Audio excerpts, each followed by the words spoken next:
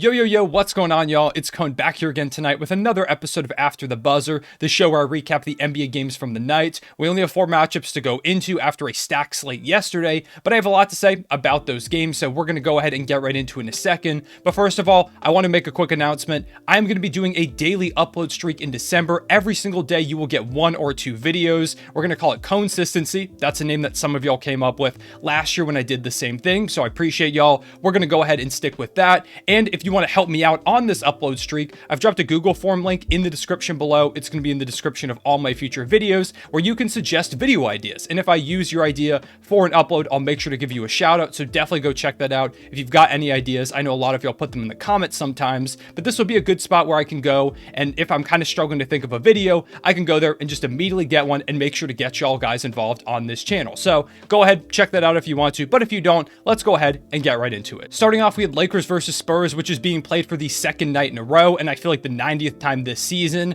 But the Lakers were without Anthony Davis in this game, who has by far been their best player on the year, and as of recently has been on an absolute tear, averaging 33.4 points per game, 17.6 rebounds, 2 steals, and 2.6 blocks in his last 5 games. However, they did have the help of LeBron, who returned last night against the Spurs, and he had 21, 8, and 5 in a pretty solid game, but he also had 9 turnovers and looked a bit out of rhythm. That was not the case tonight, as the Lakers went out and got another win against San Antonio, and LeBron James was absolutely on fire. He dropped 39 points, 11 rebounds, and 3 assists, along with 7 of 12 shooting from 3, which is huge because he's statistically been the worst 3-point shooter so far this season when he has played. If this is a sign of things to come, it'll be a huge turnaround for his year, one that has been one of the worst starts that he's had in a very long time. He got some help from some really solid role players, guys like Lonnie Walker, who's having a great year, been one of their most consistent guys all season. He had 19, 5, and 2. Dennis Schroeder had his best game of the season in one of his very few games that he's played. He had 21, 6, and 3, and it's huge for them getting him back because Patrick Beverley, who is currently dealing with his suspension after shoving DeAndre Ayton,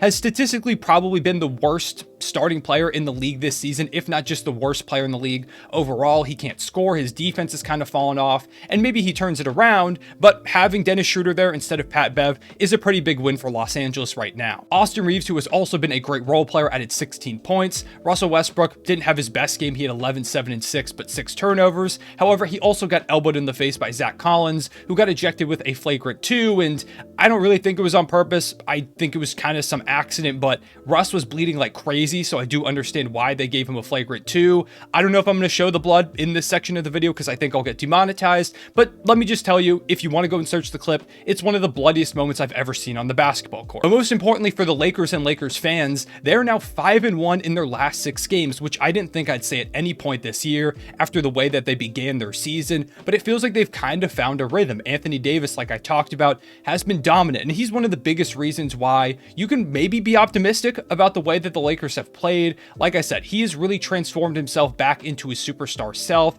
It's been incredible to see what he's been doing both offensively and defensively, and if you keep getting this Anthony Davis that looks like a top 10, top 8, top 7, however far you want to push him player, that goes a really long way because this is the player we've all been waiting to see since the NBA Finals. So if he continues to play like this, that's huge, and maybe just off that strength alone, you could push your way to a play-in spot. You've also got LeBron James coming back. He didn't play in multiple of these games in which you were able to still bring out wins. That's a big win for the Lakers. Winning these ones where LeBron didn't play, had time to rest and get fully healthy from his injury, that shows a lot that they were able to get the W's without him. I know some people are going to say the Lakers are better without LeBron James. There are some numbers that kind of show them when AD and Russ are on the court without LeBron, they're a bit better, but it's still LeBron James, arguably the greatest player of all time. I think eventually he's going to kind of figure things out with those two, and having LeBron James just in general is a way bigger plus than it is a negative. Additionally, the Lakers have seemed to refine their defensive footing. They went from being one of the best defensive teams in the league to begin the year and rapidly plummeted down to like 18th, or I think they were even in the 20s at one moment, but now they're back up to 8th in defensive rating. A big part of that is the play of Anthony Davis, but Darvin Ham also has a lot of other guys buying in on that end, and it's starting to look like they really could be a top 10 unit this season. You've also got Russell Westbrook, who since going to the bench has been really solid and been one of the leading six men in the NBA so far. Now, he hasn't been great over the past few games. Like I said tonight, he really struggled, but I think also there's going to be a little bit of relearning his role with LeBron James coming back into the fold, and you can't expect perfection from a guy who is getting used to this role as a six man, something that he's really never done in his career. You've also got Dennis Schroeder coming into things, who is another guard to add into the equation. So there's going to be a little bit of growing pains, I believe, but I still think Russ playing off the bench the way that he has is sustainable and that he could be a really great six man for this team. So with all that being said, it seems like the Lakers and Lakers fans have reasons to be optimistic and can maybe look at this team and say, hey, we could make the playoffs, or at least make the play-in tournament, not be like a bottom five team like it seemed they would be at the beginning of the year, right? Well, yeah, I think there are reasons to be optimistic like the ones we just said, but I also think there are a lot of reasons why I'm not really buying this at the moment. Like I said, the Lakers are 5-1 over their last 6 games, which any team would take, regardless of who you have on your schedule. Any NBA team, pretender, contender, lottery team, whatever, would take that as a very successful stretch of games. However, the Lakers haven't exactly been playing contenders recently. Over these 6 games, they've got 5 wins. Those 5 wins came against the San Antonio Spurs 3 times, the Brooklyn Nets, and the Detroit Pistons. And their one loss came to the Phoenix Suns, the only team in that group that is above 500. The Detroit Pistons have statistically been the worst team in the league so far, while the San Antonio Spurs have lost 8 straight games and are in free fall, while also missing critical players like Jakob Poeltl to injury. The Brooklyn Nets are a bit better, but they're still not this super impressive opponent. So while the Lakers, like I said, have won 5 games of those last 6, these aren't great teams. And also, none of these teams, if you look at them, are great at guarding the paint, which is what the Lakers do. Anthony Davis has been dominating these squads. And while he also had a good game against the Suns, and I do believe Anthony Davis is still really good, and he is having a bit of a resurgence, the teams that he's played over this recent stretch do cause me to kind of reel back my excitement a little bit. I want to believe Anthony Davis is truly back to superstar form, and I think he is getting there, but it makes me think that we might see some inconsistencies, or at least his stats reel back a little bit in this upcoming stretch, which, to be honest, is completely brutal. In their next 12 games, the Lakers face the Pacers, the Blazers, the Bucks, the Wizards, the Cavs, the Raptors, the Sixers, the Pistons, the Celtics, the Nuggets, the Wizards, the Suns, and the Kings. There's just one team in that list that is below 500, that is the Detroit Pistons, in 12 games. That is a absolutely brutal stretch in which you also play contenders like the Celtics, the Nuggets, the Sixers will probably be a bit healthier by that point, the Bucks, the Blazers, who have struggled a bit but are still really good, the Raptors have a lot of length and can really make life difficult for them, the Wizards are a solid team, the Suns are one of the best teams in the NBA. These aren't just like good teams, there are a lot of great teams in this stretch, and the Lakers haven't exactly been great against good teams so far. Prior to these last 6 games, they were on a 5-game losing streak, and they faced teams like the Jazz twice, the Cavs, the Clippers, and the Kings. These are all really solid squads that you're going to have to beat if you want to end up making the playoffs or even the play-in tournament. And they got demolished. They lost by an average of 14 points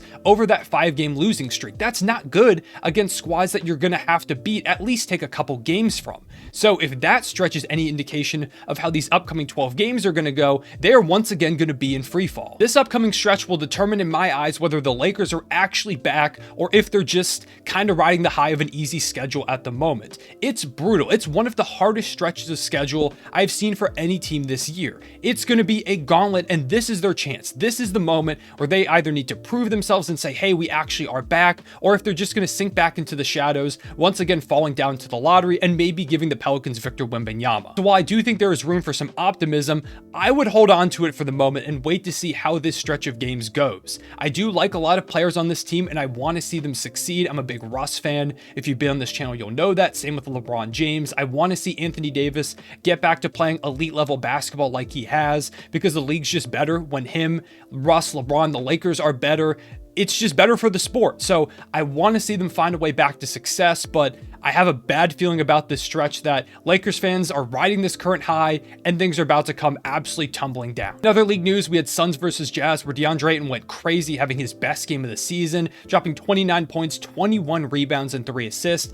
Easily his best game of the year, and he's looked a lot better over these past few games. He's looked more aggressive, been more dominant, playing like a guy who was the #1 overall pick and just got a max contract. So hopefully this is the player we continue to see. Devin Booker also had 21, 11, and 7 7. Really solid game from him as well. For the Utah Jazz, Colin Sexton tried to bring them back late and finished with 20 points, 2 rebounds, and 5 assists, but it just wasn't enough. I mean, he was hitting crazy tough buckets around DeAndre Ayton, pull-up mid-range jumpers, getting by him driving to the rim. He was doing whatever he could. It just wasn't enough. There's this weird sequence at the end of the game where the Jazz brought it back to a 1-point deficit with Phoenix having the ball and about 2 seconds between shot and game clock. It was at like 19 seconds on the game clock and 17 on the shot clock. And that is a situation where, if you ask me, you've got to foul. You can't make something happen if you get a miss with 2 seconds left. It's just not enough, especially if there's a fight for the rebound. It's just way too risky. But the Jazz just played it straight up, and Phoenix got a shot up with a couple seconds to go, and then the ball bounced right to DeAndre Ayton for an offensive board, his 21st of the night, and the game was over. They couldn't do anything from there, so I don't know why they didn't foul. It was very weird. The Suns commentators that I was watching were saying the exact same thing. If you've got any input, let me know, but to me, it just felt like a bit of a miscalculation. Then we had Toronto versus Dallas, where the shorthanded Raptors get a win over the Mavs. The Raptors did a great job in this one of denying Luka Doncic the ball. Whenever he'd get it, they would send a double team almost immediately, and he still did have a good game. He had 24, 7, and 9, but he was also forced into 4 turnovers and shot just 15 times when his average is 23 shots per game. So that's not what you want to see if you're the Mavericks. You want Luka to be able to take over and get up looks, especially down the stretch. But Toronto did a great job of basically saying, we will let anybody else beat us. If you want to rain corner threes on us, wing threes, whatever, you can do that, but Luka Doncic is not getting this ball, and he is not going to be the one that puts us in the grave. And it worked because they got the win, and Maverick shooters really struggled in this one. You had guys like Reggie Bullock shoot 0 for 4. Dorian Finney-Smith shot 3 for 9 from downtown, 3 for 8 from downtown for Spencer Dinwiddie. Maxi Kleber 1 for 3. Josh Green 0 for 3. Tim Hardaway Jr. 0 for 3. It's been a problem for the Mavericks. They haven't been able to get consistent play from those role players, and it showed in this one that if you stop Luka, you can neutralize this team almost completely. It would have been nice if they had like a Christian Wood out there who could create his own shot as well. And at the end of the game, they needed 3 points, and you've got Christian Wood, who is a good big that shoots threes on the bench, and he just didn't come in. Jason Kidd continues to really not use Christian Wood the way that he should. He didn't have a great game by any means. He had like 10 points. But in that situation, I feel like he's a perfect player to utilize. If they're stopping Luka, the one guy on that lineup that can create his own shots other than Christian Wood, I don't know why you wouldn't bring Wood into the game. It just didn't really make any sense, especially when, even though he wasn't playing great, nobody else really was either. Finally, yes, I will talk about the Thunder versus Rockets game where we got blown out by Houston. Shea had 32 points. He was dominant in typical Shea fashion, but nobody outside of him could really hit a consistent shot. We weren't getting any threes to fall. We shot like something like 9 for 43 or something along those lines.